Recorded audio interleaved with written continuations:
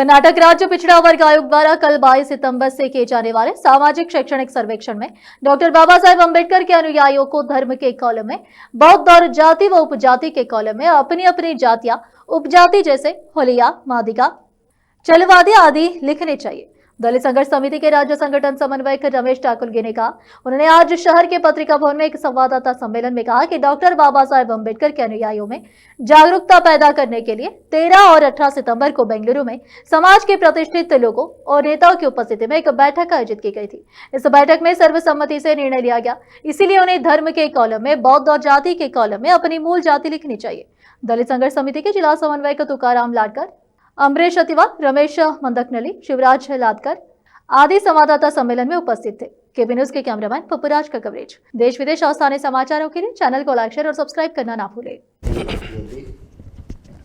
ಕುಲಂಕಷವಾಗಿ ಕಲಂನಲ್ಲಿ ಧರ್ಮದ ಕಲಂನಲ್ಲಿ ಬೌದ್ಧ ಅಂತ ಬರೆಸಬೇಕು. ಅದರಿಂದ ಇವತ್ತಿನ ಈ ದಿನ ದಲಿತ ಸಂಘಟನೆಗಳ ಒಕ್ಕೂಟದಿಂದ ಸಭೆ ಕರೆಯಲಾಗಿದೆ. ಜಾತಿ ಕಾಲಂನಲ್ಲಿ ಜಾತಿ ಮತ್ತು ಉಪಜಾತಿ ತಮ್ಮ ಜಾತಿಗಳನ್ನು ಬರೆಸಿ ಧರ್ಮದ ಕಾಲಂನಲ್ಲಿ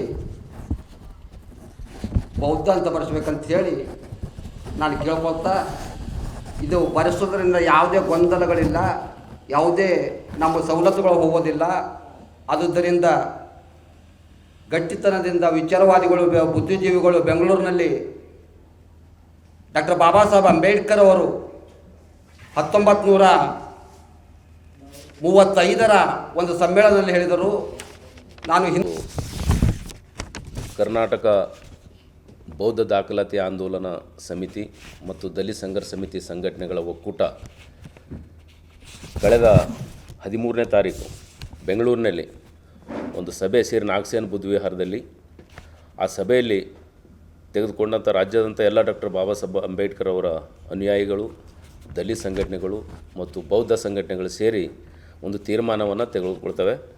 ಮತ್ತು 18/9/2025 ಮೊನ್ನೆ ಕರ್ನಾಟಕ ರಾಜ್ಯ ಬಲಗೈ ಜಾತಿಗಳ ಒಕ್ಕೂಟ ಅಂಬೇಡ್ಕರ್ ಭವನದಲ್ಲಿ ಬೆಂಗಳೂರು, ನಮ್ಮ ಮೈಸೂರಿನ ಸ್ವಾಮೀಜಿಗಳಾದಂಥ ಜ್ಞಾನ ಪ್ರಕಾಶ್ ಅವರ ಒಂದು ನೇತೃತ್ವದಲ್ಲಿ ಕೆಲವೊಂದು ನಿರ್ಣಯಗಳನ್ನು ತೆಗೆದುಕೊಳ್ಳಲಾಗಿದೆ.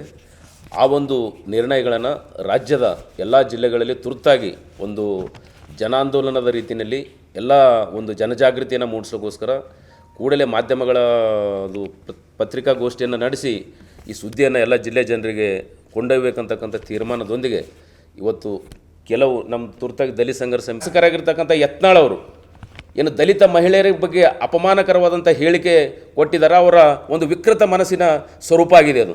12ನೇ ಶತಮಾನದಲ್ಲಿ ಬಸವಣ್ಣನವರು ಈ ನಾಡಿಗೆ ಸಮಾನತೆಯನ್ನು ಕೊಟ್ಟಂಥವ್ರು, ಹೆಣ್ಣು ಮಕ್ಕಳಿಗೆ ಅನುಭವ ಮಟ್ಟದಲ್ಲಿ ಸಮಾನ ಅವಕಾಶಗಳು ನೀಡಿ ಶರಣನ್ನು ಮಾಡಿ ಅವರಿಗೆ ಸಮಾನತೆಯನ್ನು ಕೊಟ್ಟಿರ್ತಕ್ಕಂಥ ನಾಡಿದು. ಇಂಥ ಆ ಧರ್ಮ, ಆ ಜಾತಿನಲ್ಲಿ ಹುಟ್ಟಿರ್ತಕ್ಕಂಥ ಆ ಒಬ್ಬ ರಾಜಕಾರಣಿ ದಲಿತ ಮಹಿಳೆಯನ್ನು ಕೂಡ ಆ ಚಾಮುಂಡಿ ದೇವಿಗೆ ಪೂಜೆ ಮಾಡ್ಲಿಕ್ಕೆ ಅರ್ಹರಲ್ಲ ಅಂತಕ್ಕಂಥ ಹೇಳಿಕೆ ಕೊಡೋದ್ರ ಮೂಲಕ ಕೇವಲ ಇದು ದಲಿತ ಮಹಿಳೆಲ್ಲ, ಇಡೀ ಮಹಿಳೆ ಕುಲಕ್ಕೆ ಅವಮಾನ ಮಾಡಿರ್ತಕ್ಕಂಥದ್ದು, ಸಂವಿಧಾನ ವಿರೋಧಿ ಹೇಳಿಕೆ ಆಗಿರ್ತಕ್ಕಂಥದ್ದು. ಕೂಡಲೇ ಇವ್ರ ಮೇಲೆ ಕಾನೂನು ಕ್ರಮ ಆಗಬೇಕು. ಮುಂದೆ ಈ ರೀತಿ ಬಾಯಿ ಚಪ್ಪಲಿಕಾಗಿ ಹೇಳ್ತಕ್ಕಂಥ ಮಾತಾ ಯತ್ನಾಳ್ ಬಿಡಬೇಕು. ಯಾಕಂದ್ರೆ ನಾನು ಮುಖ್ಯಮಂತ್ರಿ ಆಗ್ತೀನಿ, ರಾಜಕೀಯ ಪಕ್ಷ ಕಟ್ತೀನಿ ಹೇಳ್ತಕ್ಕಂಥ ನೈತಿಕತೆ ಈ ರೀತಿ ಒಂದು ಸಮಾಜಕ್ಕೆ ಅವಮಾನ ಮಾಡೋದ್ರ ಮುಖಾಂತರ ನಿಮ್ಗೆ ಎಲ್ಲಿ ಬರುತ್ತೆ? ಇವತ್ತು ಯಾವ ಶತಮಾನದಲ್ಲೇ ಇದ್ದೀವಿ ನಾವು? ದೇಶಕ್ಕೆ ಸ್ವಾತಂತ್ರ್ಯಗೊಂಡು 75 ವರ್ಷ 78 ವರ್ಷ ಕಳೀತಾ ಇದೆ. ಇನ್ನೂ ಕೂಡ ಆ ರೀತಿ ಹೇಳಿಕೆ ಕೊಡೋದ್ರ ಮುಖಾಂತರ ನೀವು ಇಡೀ ನಿಮಗೆ ಅವಮಾನ ಅಲ್ಲ, ಇಡೀ ಬಸವಣ್ಣಗೆ ಮತ್ತು ಸಮಾಜಕ್ಕೆ ಅವಮಾನ ಮಾಡ್ತಕ್ಕಂಥ ಕೆಲಸ ಮಾಡ್ತಾಯಿದ್ದೀರಿ. ಇದು ಖಂಡನೀಯ ಹೇಳಿಕೆಯನ್ನು ಕೂಡಲೇ ಹಿಂಪಡೆದು ಇಡೀ ದಲಿತ ಮಹಿಳೆ ಅಲ್ಲ, ಮಹಿಳಾ ಕುಲಕ್ಕೆ ಆಗಿರ್ತಕ್ಕಂಥ ಅವಮಾನಕ್ಕೆ ಕ್ಷಮೆ ಕೇಳಬೇಕಂತೇಳಿ ಈ ಸಂದರ್ಭದಲ್ಲಿ ನಾನು ಒತ್ತಾಯ ಮಾಡ್ತೀನಿ. ಜೈ ಭೀಮ್, ನಮಸ್ಕಾರ.